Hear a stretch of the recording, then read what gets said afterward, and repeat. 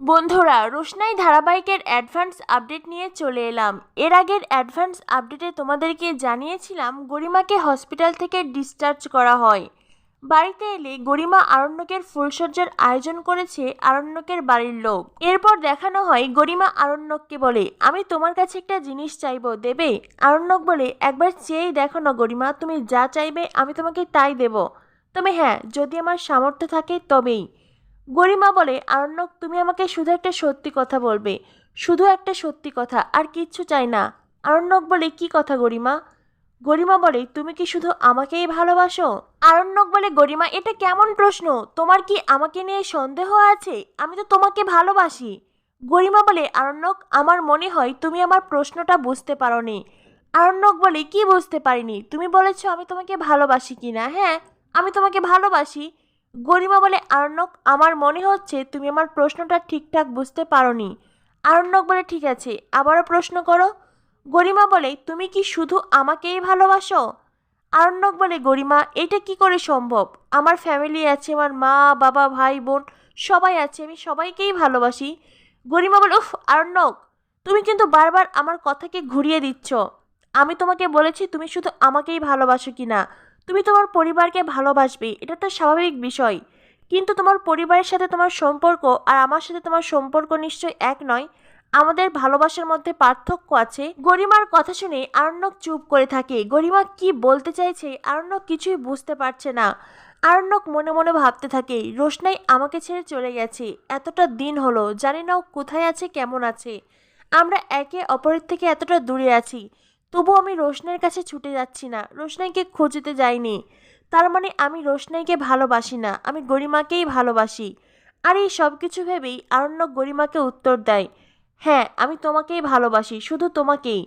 আরণ্যক গরিমাকে ভালোবাসার কথা তো বলে, কিন্তু আরণ্যকের চোখে জল ছলছল করে। গরিমা তখন উঠে দাঁড়ায়। গরিমা বলে, আরণ্যক তুমি একটা মিথ্যেবাদী, প্রতারক, বিশ্বাসঘাতক। তুমি আমাকে ভালোবাসো না, তুমি মিথ্যে কথা বলছো। আরণ্যক বলে, গরিমা তুমি আমার কাছে জানতে চেয়েছো আমি তোমাকে ভালোবাসি কিনা। আমি উত্তর দিয়েছি হ্যাঁ তোমাকে ভালোবাসি। এখন যদি সেই উত্তরটা তোমার মনের মতো না হয় তাহলে আমি কি করতে পারি? গরিমা বলে, কারণ তুমি কথাটাই মিথ্যে কথা বলছো। তুমি তো আমাকে নয় বরং ওই রোশনাইকে ভালোবাসো, আর এটাই সবচেয়ে বড় সত্যি। ছি আরণ্যক, ছি, আমি তোমাকে ঘৃণা করি, প্রচণ্ড ঘৃণা করি। এই কথা শুনে আরণ্যক তো অবাক হয়ে যায়। গরিমার মুখে কখনো এমন কথা শুনতে হবে এইটা আরণ্যক ভাবতেও পারেনি। আরণ্যক বলে, গরিমা তুমি এসব কি কথা বলছো? গরিমা বলে, হ্যাঁ আমি যা বলছি একেবারে ঠিক কথা বলছি। তোমার পরিবার এই ফুলসজ্জার আয়োজন করেছে, কিন্তু এই ঘরে তো তুমি আর আমি আছি, তাই না? তুমি কি ভেবেছো আমাদের ফুলসজ্জা হবে? আমাদের তো বিয়েটাই সম্পন্ন হয়নি। পুরো দুনিয়ার কাছে রোশনাই তোমার স্ত্রী, রোশনাইয়ের সাথে তোমার বিয়ে হয়েছে। যদিও তোমরা ডিভোর্স পেপারে সই করেছো, কিন্তু তোমরা মনে মনে এখনো একে অপরকে হাজবেন্ড ওয়াইফ ভাবো। তোমরা মনে মনে তো এখনো বিয়েটাকে স্বীকৃতি দিয়েই রেখেছো। আরণ্যক তুমি আমাকে টাচ করবে না, একদম টাচ করবে না। এই রাত, এই ফুলসজ্জা, এইসবের কোনো মূল্য আমার কাছে নেই। আরণ্যক বলে, গরিমা তুমি এই কথা কেন বলছো? আমাদের বিয়েটা তো প্রায় হয়েই গেছে। গরিমা তখন হাহা করে হাসতে থাকে। আরণ্যক বলে, গরিমা আমি কি এমন বলেছি তুমি আবার এভাবে হাসছো কেন? গরিমা বলে, আমাদের বিয়েটা প্রায় হয়ে গেছে, কিন্তু আরণ্যক একেবারে বলতে পারছো না আমাদের বিয়ে হয়ে গেছে। আমরা হাজবেন্ড ওয়াইফ। আমরা এতবার বিয়ে করতে গিয়েছি, এতবার বিয়ে নিয়ে আমাদের সাথে তামাশা হয়েছে, সব কিছু হয়েছে ওই রোশনাইয়ের জন্য। ওই রোশনাই তো আমার জীবন থেকে আমার ভালোবাসাকে কেড়ে নিয়েছে, আর এখন এখন আমার নাচ, আমার ক্যারিয়ার সব কিছু কেড়ে নিয়েছে। আমি কখনো ওই মেয়েকে ক্ষমা করব না, কোনো দিন না। আমি ওই মেয়ের কাছে কোনো দিন হারবো না। আরণ্যক বলে, তো তোমার যা খুশি তুমি তাই করো গরিমা।